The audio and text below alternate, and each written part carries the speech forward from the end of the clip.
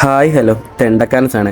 അപ്പോൾ ഇന്നൊരു കുട്ടി വ്ളോഗാണ്. ഇന്ന് നല്ലൊരു സൺഡേ ആയിരുന്നു. അപ്പോൾ ഞങ്ങളെല്ലാം കൂടി നേരത്തെ തന്നെ ഒരു പ്ലാൻ ചെയ്തിരുന്നു, ഒന്ന് പൊന്നാടോട്ടൊരു ട്രിപ്പ്. ആ പൊന്നാടിനൊരു പ്രത്യേകത ഉണ്ട് കേട്ടോ, അവിടെ മിനിയമ്മയുണ്ട്. എന്ത് കാണിച്ച് അവിടെ ചെന്നാലും ഒടുക്കത്തെ സപ്പോർട്ടാണ്. പിന്നെ നമ്മുടെ ഇവിടം പോലെയല്ല, അവിടെ അവിടെ എനിക്ക് ഏറ്റവും ഇഷ്ടപ്പെട്ടൊരു കാര്യം എന്ന് പറഞ്ഞാൽ മറ്റുള്ള കാര്യത്തിലൊന്നും കയറി ഇടപെടാത്ത കുറച്ച് സ്നേഹമുള്ള നാട്ടുകാരുണ്ട്. അങ്ങനെ പറഞ്ഞു വരാനാണെങ്കിൽ വളരെയധികം പ്രത്യേകത ഉള്ള ഒരു കൊച്ചു ഗ്രാമമാണിത്. ഞങ്ങൾ രാവിലെ തന്നെ പോയി. ആ ഗ്രാമീണ ഭംഗി ആസ്വദിക്കാൻ മാത്രമല്ല കേട്ടോ, കുറച്ച് കക്കാവാരനും കൂടെയാണ് ഞങ്ങൾ പോയത്. രാവിലെ വേലിയിറക്കമാവും, അപ്പം വെള്ളം കുറയും. അപ്പോൾ ആവശ്യത്തിന് നമുക്ക് നീന്തൽ അറിയത്തില്ലെങ്കിലും നമുക്ക് ഇറങ്ങി നിന്ന് വാരാൻ സാധിക്കും. അത്യാവശ്യം നല്ല രീതിയിൽ അവിടെ കക്കയുണ്ട്. അതിൻ്റെ ഇടയ്ക്ക് ഒരു ചേട്ടനും ചേച്ചിയും വന്ന്. അവരാണെങ്കിൽ വളരെയധികം മീനുകളുമായിട്ടായിരുന്നു വന്നത്. അവർ രണ്ടുപേരും കൂടെ ചേർന്ന് വലയിട്ട് പിടിച്ചുകൊണ്ട് വന്നതാണ്.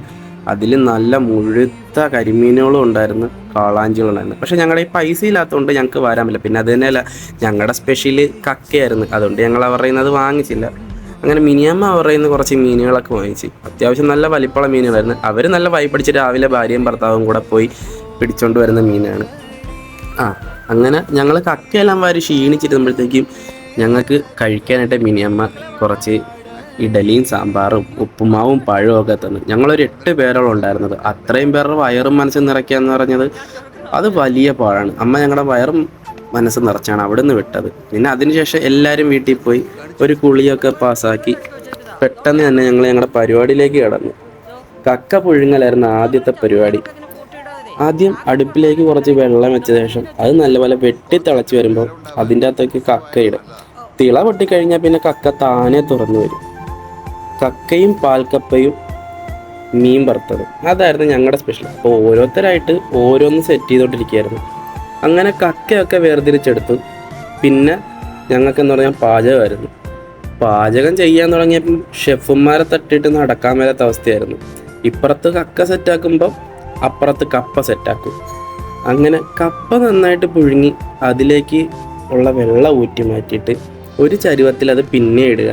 അതിൻ്റെ അകത്തോട്ട് കുറച്ച് ഇഞ്ചി വെളുത്തുള്ളി പച്ചമുളക് ചതച്ചിട്ട് അതിൽ 2-ാം പാലൊഴിച്ച് അതിൽ കിടന്ന് കപ്പ കുറുകി വരുമ്പോൾ 1-ാം പാലൊഴിച്ച് ഉപ്പുമിട്ട് ഒരു താളിപ്പും കൊടുത്തെടുത്ത് കഴിഞ്ഞാൽ നമ്മുടെ പാൽക്കപ്പ സെറ്റ്.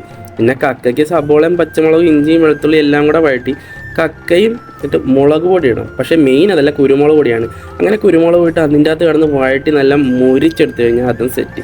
ഞങ്ങൾ മൊത്തം ഒരു 10-20 പേർക്കെടുത്തുണ്ടായിരുന്നു. അപ്പോൾ എല്ലാവരും കൂടി ഇരുന്ന് നല്ലപോലെ പാൽക്കപ്പയും കക്കയും ആവി കയറ്റിയ ബ്രെഡും എല്ലാം കൂടെ എടുത്ത് എല്ലാവരും നല്ലപോലെ കഴിച്ച്.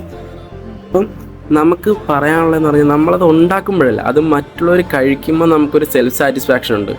അത് ഭയങ്കരമാണ്. അപ്പോൾ ഞങ്ങൾ നല്ലപോലെ എൻജോയ് ചെയ്ത് ഞായറാഴ്ച ആയിരുന്നു. അപ്പോൾ അത്രയൊക്കെ ഉള്ളൂ. Bye from തെണ്ടക്കാരൻസ്.